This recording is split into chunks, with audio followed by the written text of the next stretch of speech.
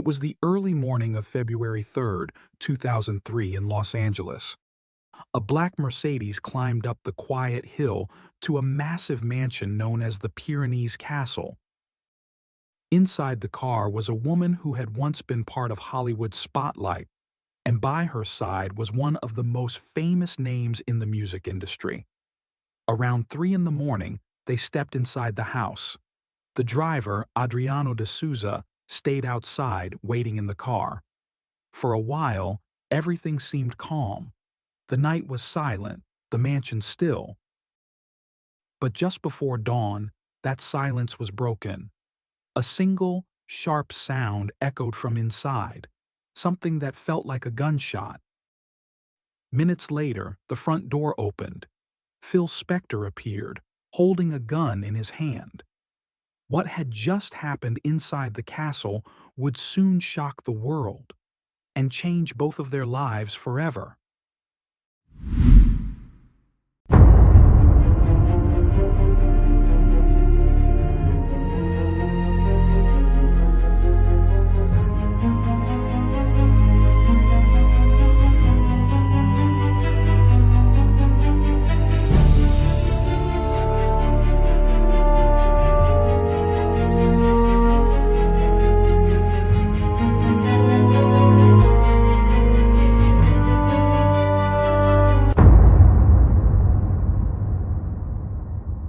If you're a fan of true crime and criminal investigations, you won't want to miss our new book, The Ultimate Book of Serial Killers: 180 Files of the World's Most Notorious Murderers, now available on Amazon. You can also purchase the PDF version directly from our website for instant download. You'll find the link in the video description and in a pinned comment. Now, let's dive into today's case.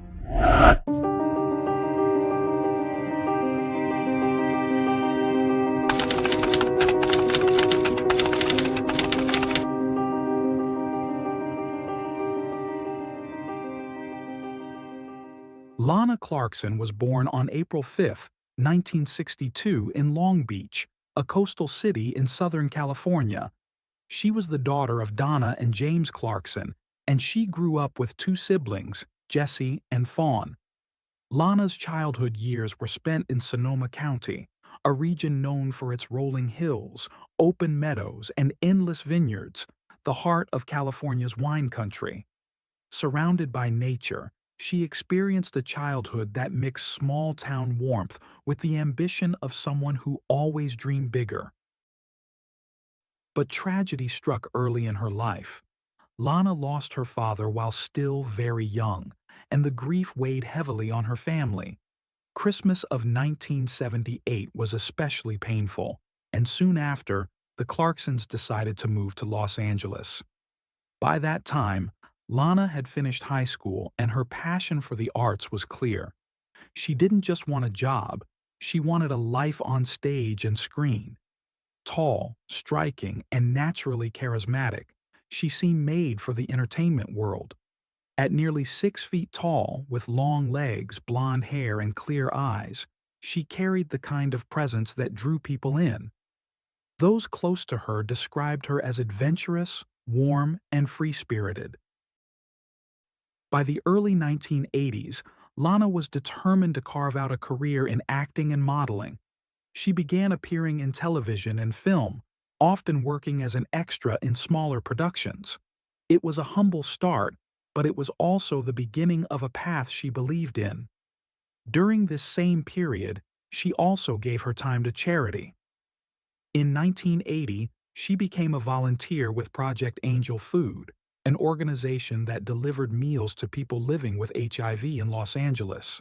At a time when the disease was highly stigmatized, Lana showed no fear. Helping others was as much a part of her identity as acting. Her official acting debut came in 1982 when she landed a small role in Fast Times at Ridgemont High, a coming-of-age comedy that would go on to become iconic. She played the wife of a science teacher, her first time with lines on screen.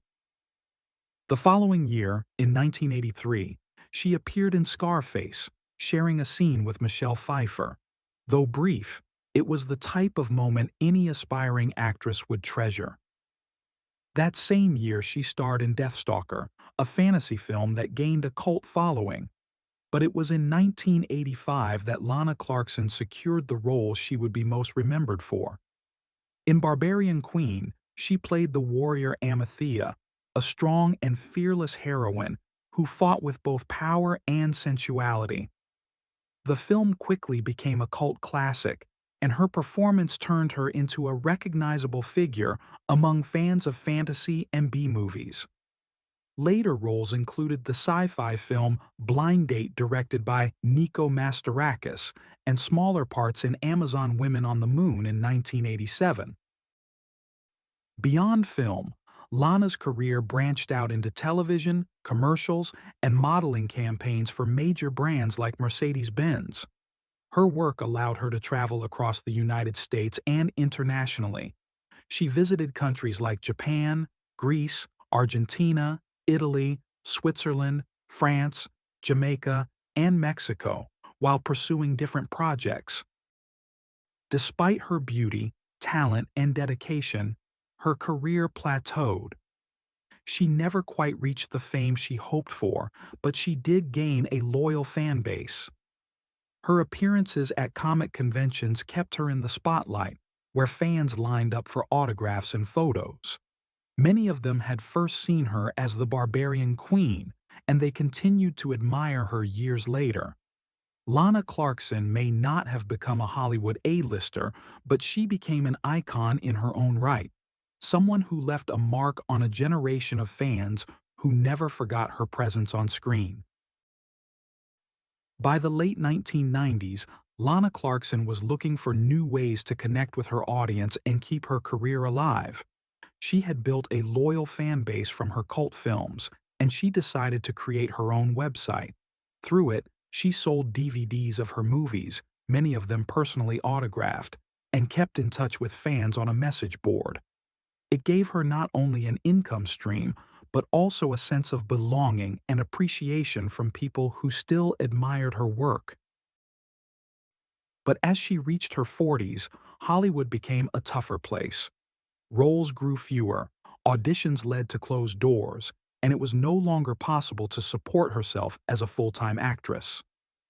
Facing these challenges, Lana made a practical decision. In January 2003, she accepted a part-time job as a hostess at the House of Blues, a famous club in Los Angeles known for its live music and celebrity crowd. The position wasn't glamorous, but it allowed her to pay her bills while still staying close to the entertainment scene she loved. Her role was to welcome and take care of high-profile guests, ensuring they felt at home in the exclusive VIP areas. On the night of February 3, 2003, Lana went to work as usual. She had no way of knowing that this ordinary evening would mark the beginning of the end. That night, one of the most famous figures in music history walked into the House of Blues, legendary record producer Phil Spector. Their meeting seemed unremarkable at first, yet this chance encounter would soon lead to one of Hollywood's darkest tragedies. To understand what happened, we need to look back at the life of Phil Spector himself. Born Harvey Philip Spector on December 26, 1939, he grew up in the Bronx, New York. His family was of Russian Jewish descent, middle class, and close-knit. But when Phil was only 9 years old, his life changed forever. On April 20, 1949, his father locked himself inside a running car and ended his own life by carbon monoxide poisoning. The loss shattered the young boy, leaving a scar that would follow him throughout his life. In 1953, Phil's mother moved the family to Los Angeles, hoping for a fresh start. By the age of 19, Phil was attending college when he met other people who shared his passion for music. Together, they formed a group called the Teddy Bears, with Phil as guitarist and songwriter. He penned a song inspired by the words engraved on his father's tombstone, "To know him is to love him." That single, released in 1958, became an unexpected hit, climbing all the way to #1 on the Billboard Hot 100 by December of that year. Despite the success, lightning didn't strike twice. The group recorded a few more tracks, but none reached the same level of fame. By 1959, the Teddy Bears had dissolved, and Phil drifted into isolation for a while. Eventually, he returned to the music industry, this time focusing not on performing but on producing. It was behind the studio glass that he truly came alive. He soon partnered with two other producers at a small label called Junior Records. But Spector's ambition was relentless. In October 1962, he bought out his partners and took full control. From there, he launched his own company, Phillies Records. Under Phillies, Spector produced 21 singles, sold more than 13 million copies, and earned 9 gold records. By the age of 21, he wasn't just a success, he was a millionaire, with a fortune estimated at over $2 million. Phil Spector was now one of the most influential figures in American music. But as Lana Clarkson would soon discover, behind the fame and brilliance was a man with a much darker side. In his early days as a producer, Phil Spector worked alongside some of the biggest names in music, including Elvis Presley and Roy Peterson. His talent for shaping sound and creating hits quickly earned him a reputation as one of the most promising young minds in the industry. But it was the year 1963 that truly changed the course of his career. That year, he introduced the world to a new girl group called the Ronettes. The trio consisted of sisters Ronnie and Estelle Bennett, along with their cousin Nedra Talley. Before Spector stepped in, they had been performing under the name the Darling Sisters. With Phil behind the scenes, everything about their presentation changed, from their look to their sound, and soon they became one of the most recognizable acts of the 1960s. Spector also unveiled what would become his signature contribution to the history of music, the wall of sound. This was a production technique that layered multiple instruments and voices, creating a dense, almost orchestral effect that filled every corner of a recording. It was unlike anything people had heard before, and it gave his music an unmistakable, larger-than-life quality. The innovation cemented his reputation as a genius and pioneer in the studio. Many would later credit him with reshaping the way popular music was made and recorded.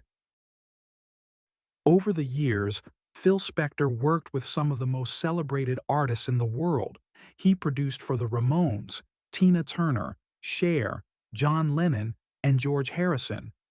In fact, Lennon and Harrison, both former members of the Beatles, sought his expertise when they needed someone to rework unfinished material from the Get Back sessions, songs that would eventually form part of the album Let It Be. Having Phil Spector on a project was a mark of prestige, but it came with a price. Behind the wall of fame and fortune, there was another side to Phil Spector, a side that was dark, volatile, and often dangerous. Many accounts described him as controlling, abusive, and frightening. His partners later revealed that he was violent and manipulative, often carrying a gun that he would use to intimidate them. And this behavior wasn't limited to his personal life. In the studio, artists reported similar experiences. Members of the Ramones recalled that he once pulled out a firearm and fired shots while they were working together. Even John Lennon, one of the most famous musicians in the world, found himself shaken after Spector suddenly fired a gun at the ceiling during a recording session. His private life was equally troubled. Spector was married twice, and at one point he adopted 3 children. Later, those same children accused him of keeping them in near isolation and subjecting them to disturbing situations, including being forced to act out inappropriate scenarios. He also fathered additional children with another woman, though he never married her. By the early 2000s, Phil's reputation in the industry was a strange mix of brilliance and chaos. He was celebrated as a musical legend, but whispered about as a man no one truly trusted. On February 3, 2003, Spector walked into the House of Blues in Los Angeles, where Lana Clarkson was working as a hostess. He arrived with another woman by his side and was clearly intoxicated. When Lana approached him, she didn't immediately recognize who he was. Some accounts say she even mistook him for a woman, an error that cut straight to the ego of a man who thrived on power and recognition. To someone like Phil Spector, who carried himself with extreme arrogance, the slight felt humiliating. Realizing her mistake, Lana quickly tried to make up for it. Despite the busy crowd that night, she gave him extra attention, ensuring he felt acknowledged and respected. Other versions of the story suggest something different, that Lana recognized him instantly and was especially attentive because she knew that someone of his stature might offer her a path back into the entertainment industry. Whatever the truth, the night passed, and as closing time came near, Lana prepared to leave. But Phil had other plans. Before she could go home, he extended an invitation. He asked Lana to join him at his mansion for a drink, a casual gathering that seemed harmless on the surface. Lana Clarkson agreed to go.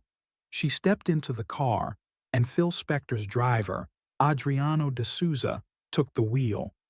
Their destination was Spector's extravagant estate, a 33-room mansion perched high on a hilltop, famously called the Pyrenees Castle. It was the early hours of February 3, 2003, about 3 in the morning, when the car rolled up to the gates. Lana and Phil went inside, while Adriano, who spoke little English, waited patiently outside in the car. His instructions were simple: stay ready in case his boss wanted to leave again. For a while, the night seemed calm. But around 5 o'clock in the morning, Adriano's world changed. From the silence of the property, a sudden, sharp sound cut through the air, a noise he instantly thought was a gunshot.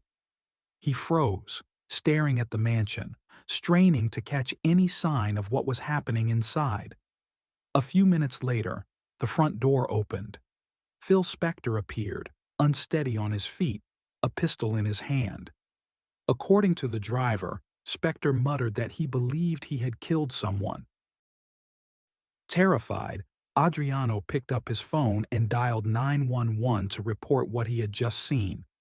When police officers arrived at the castle, they found Spector visibly drunk, behaving strangely and refusing to follow basic commands. He ignored orders to raise his hands and seemed detached from the gravity of the situation.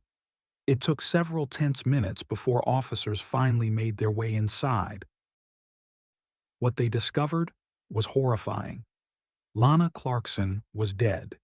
She was slumped in a white chair, her body still, the fabric around her stained with blood. She had been shot in the mouth, and a firearm lay near her left ankle. The scene painted a chilling picture. Phil Spector quickly began shifting his story.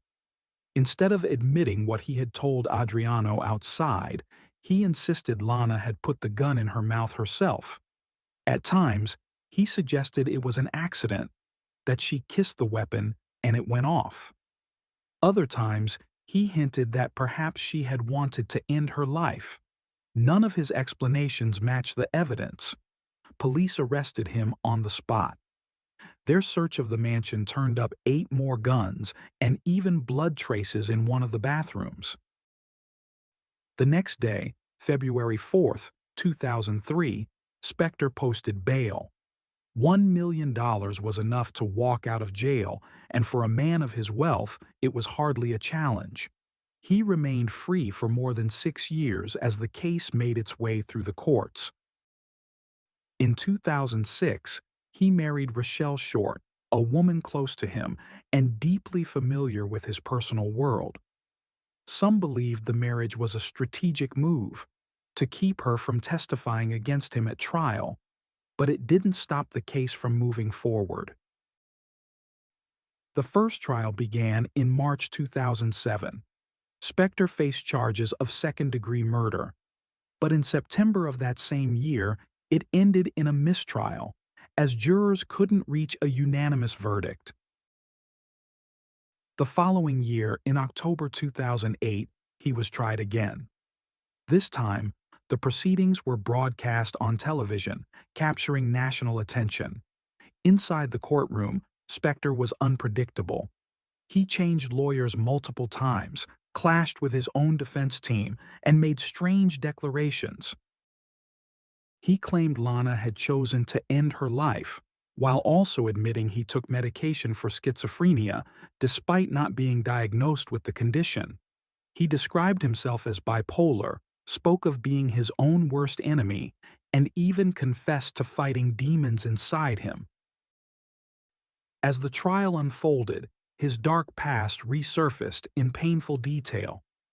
One of his sons described him as a psychopath, recalling how, at just 12 years old, he and his brother were blindfolded and forced into disturbing scenarios orchestrated by their father. 5 other women came forward with chillingly similar accusations that Spector had pressured them into sexual acts while threatening them with a gun. 2 of them even contacted the police at the time, but later withdrew their complaints. In every case, alcohol played a role. The most damning testimony came from Adriano de Souza, the driver who never once wavered in his story. He repeated what he had heard that night, that Phil Spector stepped out of his mansion with a gun and admitted he thought he had killed someone.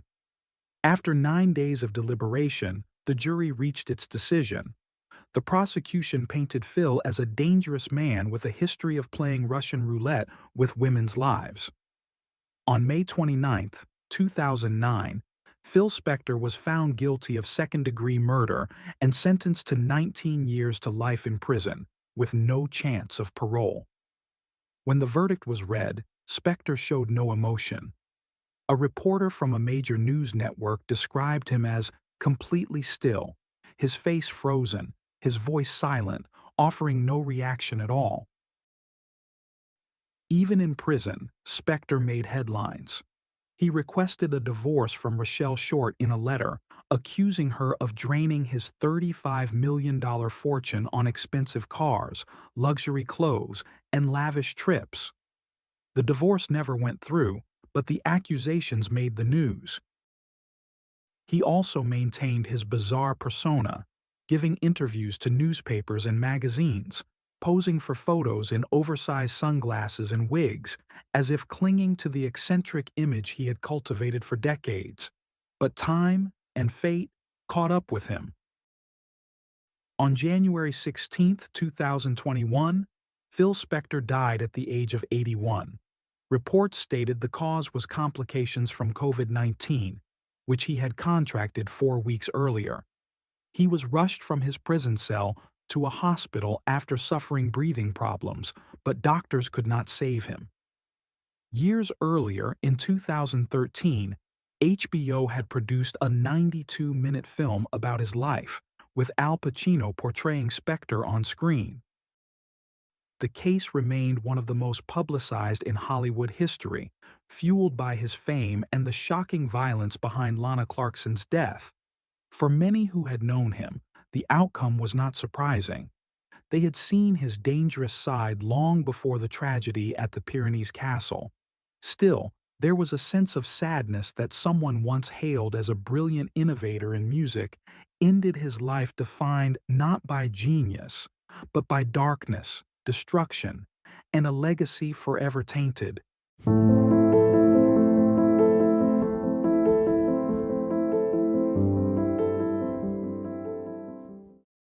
Thanks for tuning in to Unreal True Crime. If you're intrigued by mysteries from around the world, check out our new channel, Latin Crimes, where we dive into the gripping true crime stories of Latin America. Don't miss out. Subscribe now for more thrilling investigations.